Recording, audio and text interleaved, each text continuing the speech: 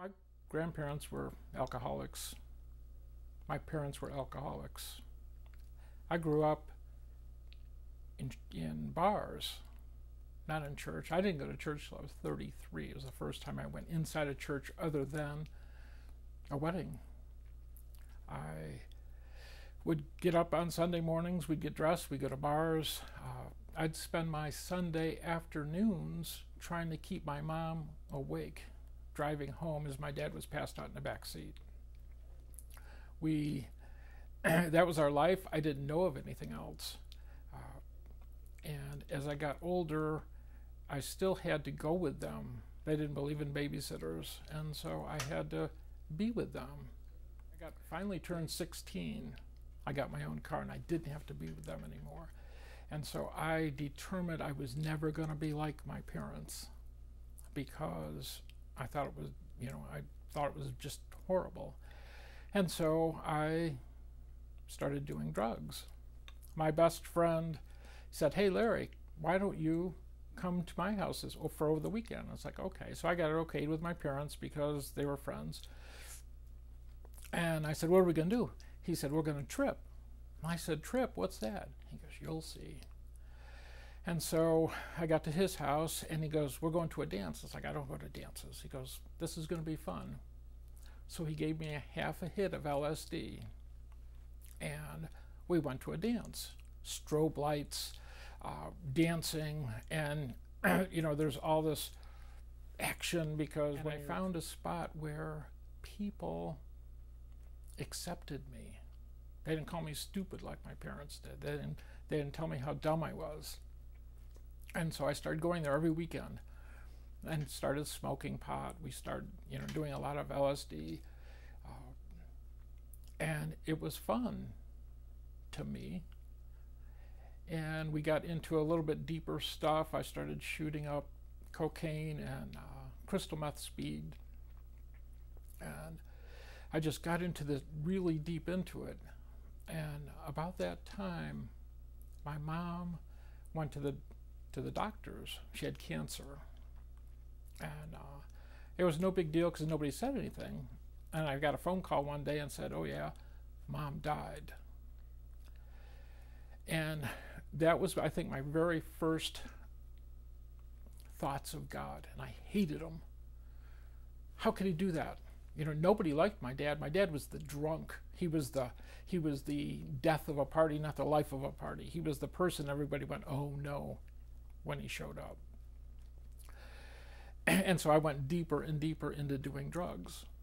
That was my escape. And after a while, I started getting tired of it because it was the same old stuff. Your friends were ripping you off. You'd buy bad dope. It was just, you're always looking over your shoulder, waiting to get arrested by the police. All my friends got arrested. I never did. And it got to the point where I wanted out. I didn't know how to. I didn't know anybody that didn't do dope. Even at that point, my dad was smoking dope, and with his third wife, that's another story. And so I kept trying to figure out what to do. And at that point, I met my future wife, who was my best friend's girlfriend. She was on her spring break from Ohio. I grew up in Florida. And she was with her best friend, and she was my best friend's girlfriend. Well, we met, and it was just a casual, friendship for a long time. And then they broke up, and I started writing to her. And I visited in Ohio a couple of times. She visited in Florida, and I asked her to marry me. And she said yes, which was shocking because she is so different than I am. And I said, okay, here's my out. I can move to Ohio, away from all the drugs and stuff, and I'll start a new life. And so that's what I did. Moved to Ohio, got a job here, we got married, and I stopped doing drugs. And it was great. We went to the museums in Cedar Point, and it was really a fun, exciting life for a little while. And then there was bills and problems and work.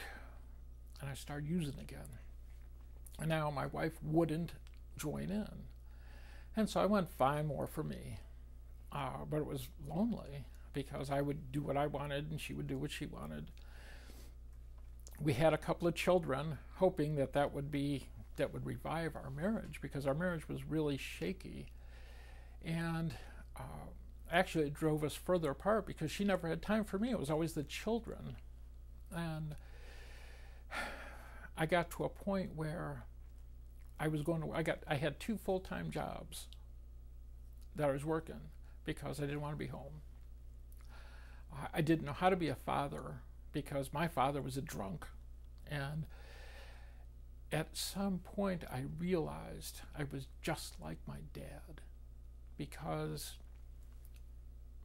my wife didn't like me, my kids hated me. I didn't have anybody that really liked me. And so I thought, you know what, I'm going to do what I wish my dad would have done. I'm going to commit suicide. And so I had actually left home twice, and attention, I'm never coming back. And I chickened out. And that got me mad because I was a chicken. Well, my wife, along that road, had become a Christian. And she said to me, Larry, if you die without knowing Jesus, you'll go to hell. And I went, you know what? I am so tired of you telling me Bible stuff. Show me where it says something like that in the Bible. And so she flipped it open to Revelation 21:8, where it says, but the vile, the unbelieving, the murderer, sexually immoral, and it gives you a whole list. And I wasn't any of those other, but I knew I was an unbeliever. It said their place will be in the fiery lake of burning sulfur. And I went, oh. And I started thinking about that because I never thought about the Bible before. I never disrespected it. I never thought about it. And I went, what if it's real? What if it's true? Now I didn't want to live anymore. I'm afraid to die. What do I do? And so I was just struggling with that. And I was home one night, and everybody would flee my presence. When I come home from work, they would just scatter. They'd go to bed. Wouldn't matter what time it was. I'd come home at 6 at night. Everybody's, I'm going to bed, because I would abuse them verbally. I never hit them, but it was always, I don't want to be around you. And so I was home and clicking through the TV channels. Nothing on. And now I had done a lot of speed that day. And so I was awake. You know, it was like 9 o'clock at night, and I'm nothing to do. And there was a book laying on the table there, and I picked it up, and it was called Piercing the Darkness by Frank Peretti. And I went, piercing the darkness, that's the other side. You know, I knew a little bit about Christianity. I knew the darkness was the bad side. And it's like, oh no, my wife's getting into the other side. I better see what she's doing. So I opened the book and I started reading it.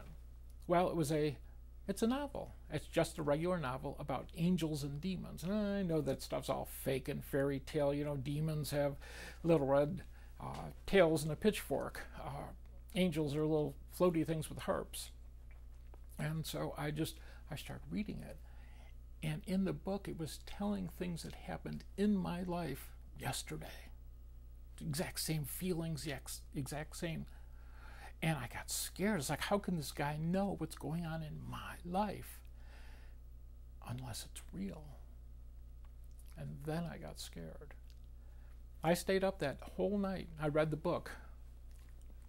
And in the book, it told how to become a Christian. You know, the main character became a Christian and, you know, defeated the forces of evil. And I closed the book and I went, this is what I need to do. But I don't want to. I don't want to give up smoking dope, doing the drugs, drinking, the little bit of drinking I was doing. I don't want to do that. I don't want to have to get up and go to church on Sunday morning. I like to sleep. And it hit me as like, but if I die, I'll go to hell. And so I went, okay, I'm going to do this. I'm going to do this. And so I called Sue and my 2 children into the room, and I said, okay, I want and I want to become a Christian. How do you do it? And she goes, well, you need to pray this prayer. And I said, help me. I don't know how to do it. And so I said, she goes, well, you just need to pray to God to take control of your life. And I said, okay. And I said something like, okay, God, my life's pretty useless now, and I'm going to die soon anyway, so have at it. And that was my prayer. We went out, got me a Bible, and started reading it at night. Now, I'd go to work in the morning, I'd take a lot of speed to get me through the day. I'd come home from work, smoke a couple of joints, and we'd have dinner, and here I am reading the Bible. It's like, wow, this stuff is really cool stuff, really neat stories. And after about the third day, I went, wait a minute, this isn't right. And Sue said, what are you talking about? I said, I can't call myself a Christian if I'm still doing drugs. They don't seem to go together. And she said, well, you have to realize Jesus will take it away. And I said, Sue, you don't understand. You've never done drugs. If I'm going to quit, I have to quit. And she said, no, you don't know the power of God. He will take it away if that's your desire. And I went, it is, but I don't know how to do it. She goes, you need to start praying. I went, okay, what? And she said, you need to pray. If your heart's desire, he will take away that want. And I went, it doesn't make sense, but I'll do it. And so I started praying, okay, God, I don't want to do this anymore. And I prayed this it was about 3 weeks. And I woke up one day and I went, today's the day. I got up out of bed. I took all the drugs I had out to the garbage. Happened to be garbage day. I poured the alcohol I had down the drain. And that was the day. I've never done a drug since then. And it's been over 20 years. God changed my life. He's the one who set me free as long as I was willing to give my life to him.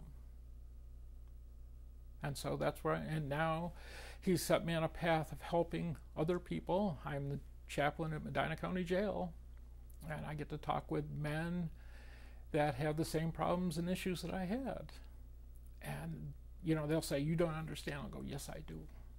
I've been there. I've done that. Here's the way out if you want it.